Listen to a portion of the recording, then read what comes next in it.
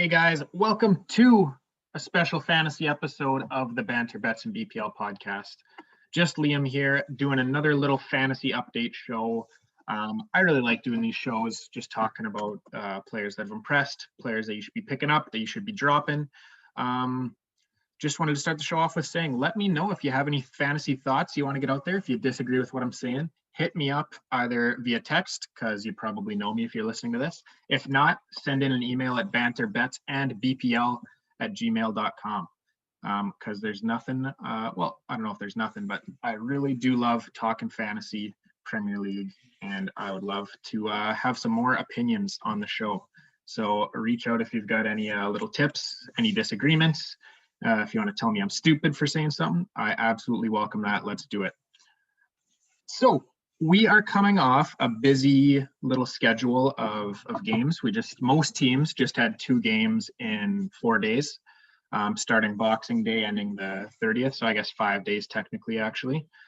So we're going to take a look at all 20 teams, and I've got 1 or 2 tips that I think we should be taking away from those 2 games, or some teams had 1 game due to COVID, but just from that congested little period of games and some fantasy implications. So here we go. Starting off with Leicester. Okay. So my tip for Leicester is, I think that, so we obviously know who is fantasy valuable on Leicester, and their front 4 is valuable. Obviously, Vardy up top. They always look to play. I wouldn't say always, because this year they've had some back 5 a little bit as well. But I think naturally Leicester looks to play 4-2-3-1 with obviously Vardy up top. He's a locked-in fantasy forward 1. Harvey Barnes is really good. He's absolutely a must-own on one side. James Maddison, rough start. Obviously a must-own right now as a midfielder in the middle. And then the 4th spot has been a little bit tougher to put your finger on this year. At the start, it was Dennis Pratt. Never really loved that one. Always thought that was a bit of a filler. Then it was Mark Albrighton for a little bit. I like Albrighton as a player, not so much as a fantasy player, but he is he's a dependable player for sure.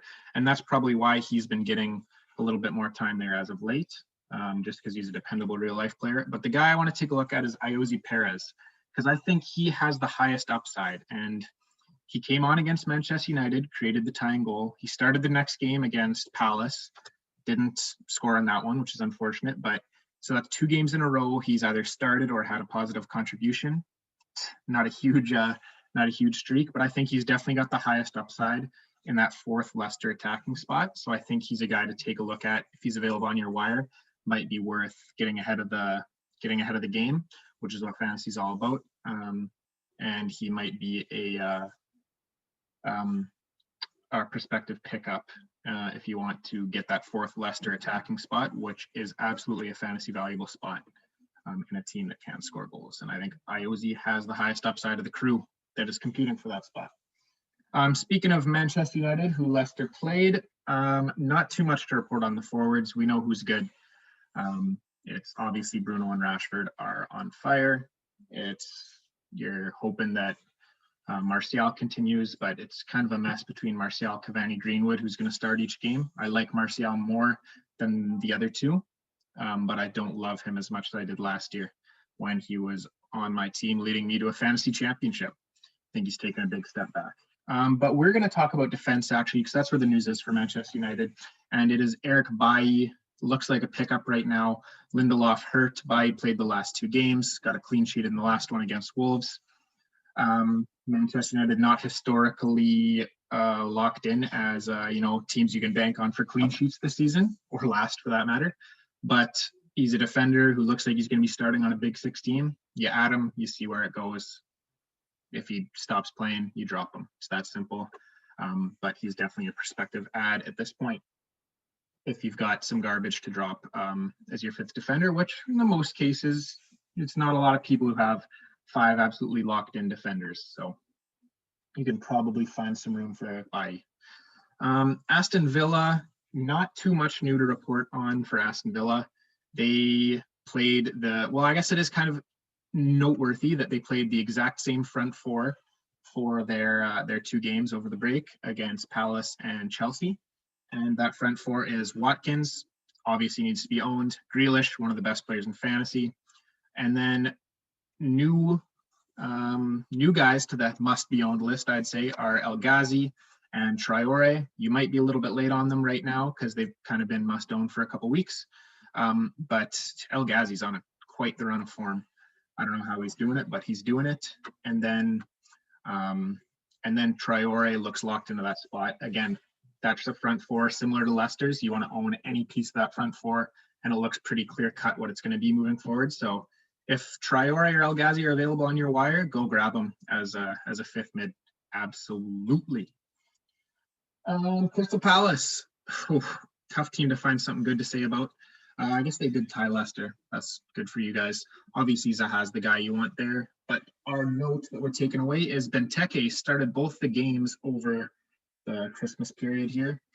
Looks like Benteke is the guy they're going with up top alongside Zaha. You know me, I have long said that I think Ayew is the guy they should be going with. Benteke has not been good for 5 years now. Batshuayi has not been good for a club team forever. Ayew actually was good for Palace last season, and I believe he was their top scorer last season. So I don't know really why they moved away from him for Benteke, but it looks like they are. I guess Benteke is the guy to own now. I know Ayew came available in my league, and I was taking a long, hard look at him. Ended up passing for right now, but I would absolutely have Ayew on my watch list because by no means do I think Benteke has that job locked up for the rest of the season based on performance. Fulham. Again, there's a lot of boring teams in this league, guys, when it comes to fantasy. There's a lot of teams that have like 1 or 2 fantasy relevant players. My fantasy note for Fulham is Ivan Cavallero started the one game. They had a postponed COVID game. He started the one game up front. And remember, we spoke about Cavallero a little bit. He's listed as a midfielder. He plays as a striker, and he's on penalties. Normally, you'd be clamoring over yourself to pick that guy up that's listed as a midfielder and is playing forward and takes penalties. But Cavallero doesn't play every game. He plays most, doesn't play every game. Fulham also doesn't score a lot of goals, so he's not as valuable as maybe he is led to believe to be. That was a tough one for me, guys. Jeez. Not as value as maybe you think he might be based on his penalty taking and his position as a forward listed as mid in the game. So what I was trying to say there. But yeah, I definitely keep an eye on Cavallero. If you have him as a fifth mid right now, I think you could do a lot worse than having him as your fifth mid, just based on pure upside if they do start scoring goals, winning penalties, and he cements a locked-in spot in that team. And again, you want to get ahead of these pickups, guys, because if that does happen, and that is absolutely his upside, he's going to be picked up long before you get a chance to, especially if you're up close to the top of the table. So you kind of want to get ahead of these guys, see potential scenarios of, this guy could be really valuable. I'm going to pick him up now before he starts doing what I think he could do, rather than being reactive. Be proactive, not reactive. That is how you'll win in fantasy.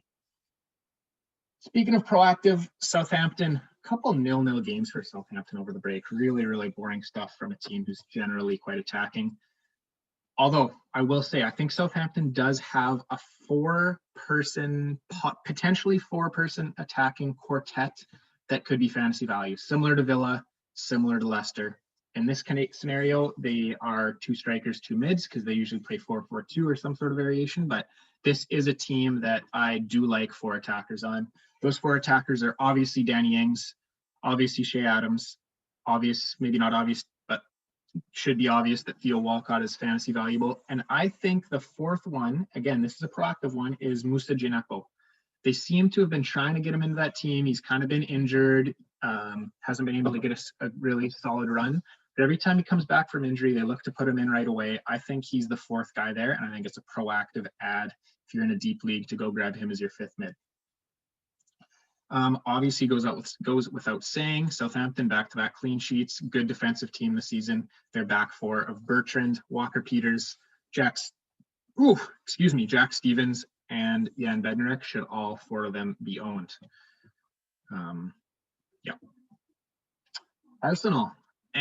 Arsenal, after losing games for a long time in a row, have won 2 in a row.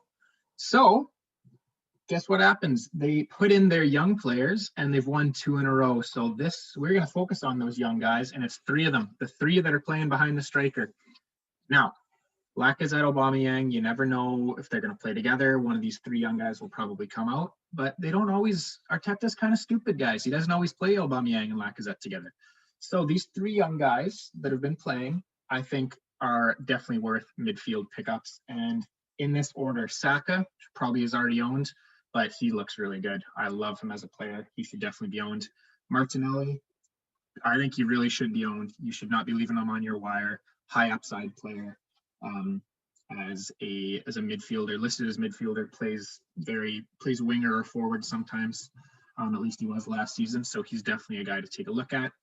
And then Emile Smith-Rowe, definitely going to fly below the radar, under the radar, but he came into the team. He's playing well. He's a young player. Arteta loves his young players. I think you never really know what that guy's thinking.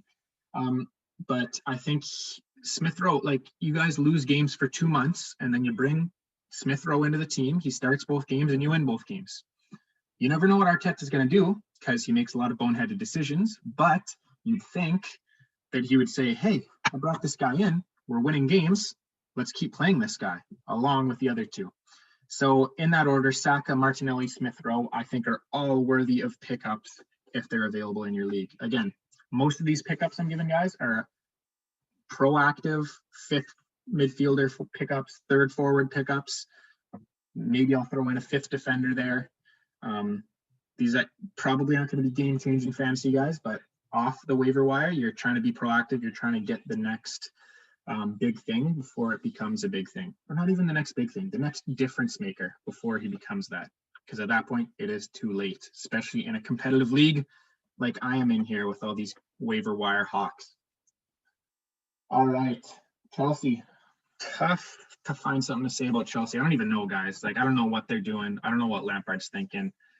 He obviously loves playing Werner and Abraham. The thing about playing Werner and Abraham is they aren't playing well, and Chelsea are losing or dropping points because of it.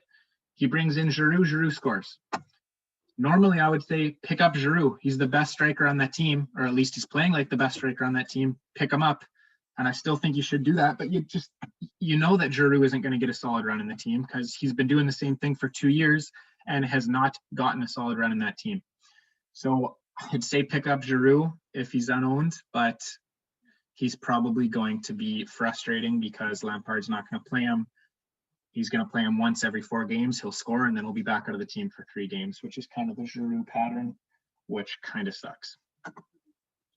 But if we're looking at a player to pick up, that's my tip, is Giroud if he's available. Hopefully Lampard actually pulls the finger out and says, you know what, I have to play this guy because he scores goals every time I start him.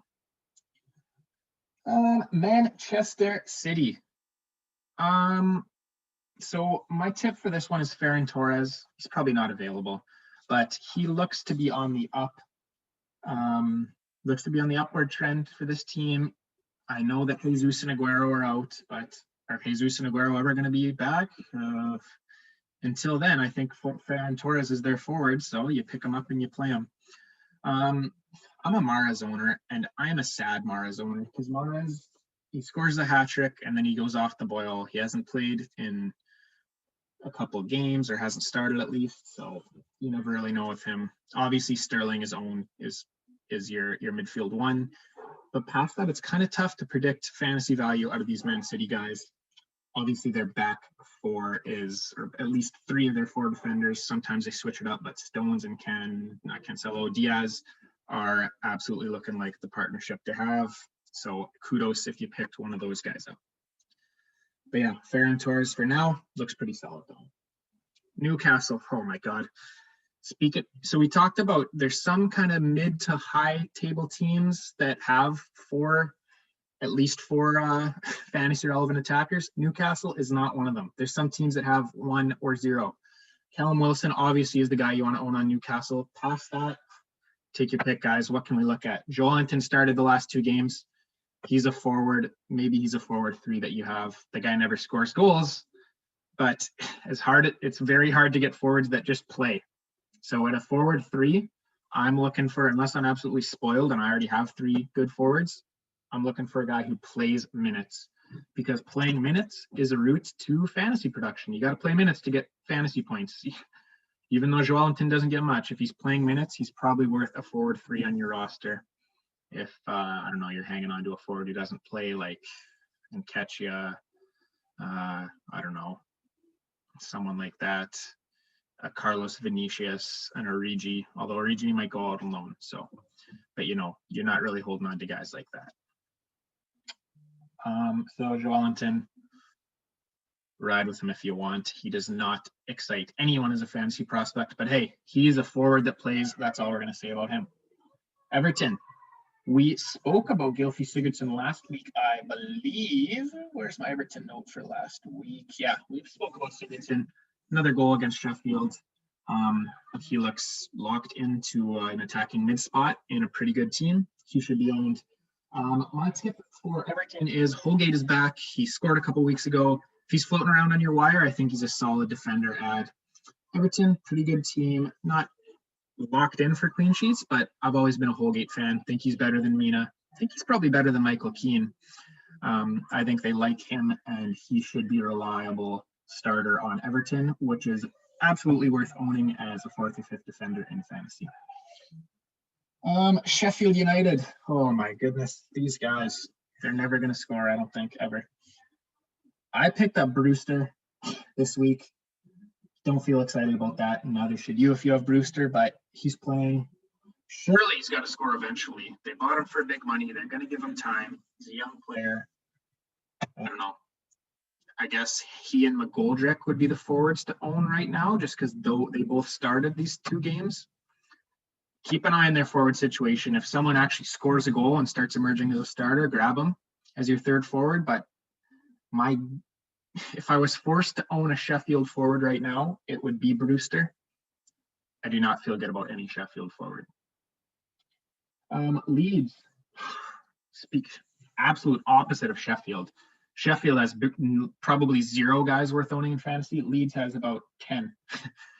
That's a bit of an exaggeration, but literally everyone in the Leeds starting lineup is worth owning except for Calvin Phillips and their 2 center backs, who lately have been Struijk, I think is how you say his name. Struijk, whatever, the Dutch guy, and Ayling. And Ayling is usually worth owning when he's playing fullback, I think, because he's a certified bomber. But at center back, probably not worth owning. But your fullbacks, Dallas, Alioski, awesome players, bombers, attackers. They get forward. They score goals. They get assists. I would not like to be the guy who, in my league, dropped Alioski and who dropped Dallas. So shame on you, Michael and Cody, in my league. And you can see Michael down low and Cody not doing too well, doing a little bit better than Mike, but that's what happens when you go dropping guys like that. Thank you for the gift of Stuart Dallas, Mike. Rip on Mike a bit, never bad. Oh, and then of course their 4 along the attacking line are worth owning. So that's Rafinha, looked awesome. Harrison looked awesome. They just crushed West Brom 5-0. Those 2 looked awesome. Click, worth owning. I believe he's on penalties. Maybe it's Bamford on penalties. Bamford took the last one, I think, but Click still worth owning. It's a part of a super good attacking team. And then Rodrigo coming into his own. He's no Patrick Bamford, but he is worth owning if he's playing in that right behind Bamford in one of the attacking 4. And obviously the big fella, the chosen one, Harry Potter himself, Patrick Bamford is your guy worth owning. Let's hit the sound.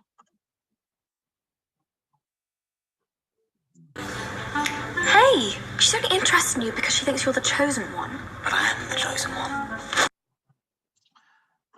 So a note on Bamford is he was taking penalties.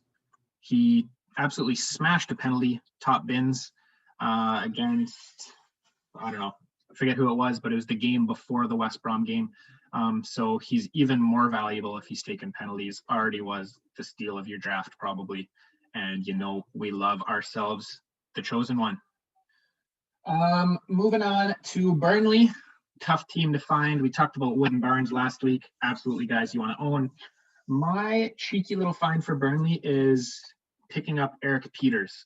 Now, he's listed as a defender, not a super fun player, Peters, but he's listed as a defender playing left mid. It's really that simple. Started both games left mid. Burnley is a defensively sound team relative to other teams around them in that area of the table. Not a shining, ringing endorsement, but they're solid defensively, Burnley. So I think that's a cheeky pickup as a fifth defender, as a guy who could get midfielder points. Not that the midfielders on Burnley attack too much anyways, but solid defender, solid defensively, possibly getting attacking points. You could do worse as your fifth defender. West Ham, my note is a personal one. You know, I love Michail Antonio. He was back on the field in their game against Southampton here. So it looks like he's fit. Do you think Sebastian Haller is going to keep his spot? Because I don't. So if Antonio was for some godforsaken reason dropped in your league, go pick him up right now. He's going to be back starting. He'll probably be back scoring, giving opposing defenders absolute fits, as you know he does. Love that guy. Brighton and Hove Albion. So they were all over the shop. They were playing guys like McAllister, Jahanbash up top, doing all sorts of stupid stuff. I don't think they had two attackers that played in the same game, or that both played in their two games over the break. So I'm just going to reiterate, the guys that I trust on Brighton are Trossard and Mopai. I think they're the two best attackers. I think they should be the two that play. Hasn't always been the case this season. Those are the two that I like the most. After that, I would say Welbeck is my third trusted forward. Those are the three that I think should be starting together. Mopai, Welbeck, Trossard is the front three. Pretty good to me. Those are the three that I think are worth owning right now. And I would hope that as the season winds down and, you know, Graham Potter realizes, hey, we're in a relegation scrap. We need to start winning games. Let's stop messing around. Let's play our three best attackers. He decides that those are the three best attackers and he plays them. West Bromwich Albion, another horrible team in the Premier League this season with little to no fantasy players that are relevant. My tip for them is Callum Robinson. He's not the absolute worst forward three in the world to own if you're in a deep league. Played the two games. Looks like Big Sam kind of likes him. He's playing wide mid. I don't know. He's not the worst forward three in the league to own. I'd rather own Grant as the forward three, but either of those two guys looks like they're playing, which is more than can be said about a lot of forward threes anyways, if you're in a deep league. So yeah, again, some of these pickups, guys, I'm giving them, but I'm not super excited about them. And they're absolutely not must-own players by any means. As you can probably tell, you know which guys these are. These are the guys that play for the teams that don't score any goals. For the Sheffields, for the West Broms, for the Burnleys to an extent, for the Fulhams, for all those the Palaces, the bad teams like that. So use a bit of judgment as well when it comes to these guys. Just because I'm saying their names doesn't mean you're going out and dropping actual good players for them. These are guys you're picking up purely as a prayer, a shot in the dark, and you're hoping that they actually turn into something. Don't be giving out proven fantasy assets for these guys. Liverpool. So Liverpool, for all the rotation, like it's, oh yeah, we're gonna rotate, whatever. They've got their three up top that they trust. Mane, Salah, Firmino started both games. Okay. I picked up Minamino, thought he would play at least one, didn't. Okay. So, you know, you can pick up Minamino and say, oh yeah, I think he's gonna play some. You can pick up I guess when Jota comes back, he's a little bit of a different story. This is why guys like Shaqiri, Minamino, Origi, all those guys are not fantasy valuable at all. Because when push comes to shove, Klopp likes his guys that have done it for him. And those are the three forwards that, you know who they are. Salah, Mane, Firmino, no one else on that team. My tip for Liverpool is Nathan Phillips, the center back.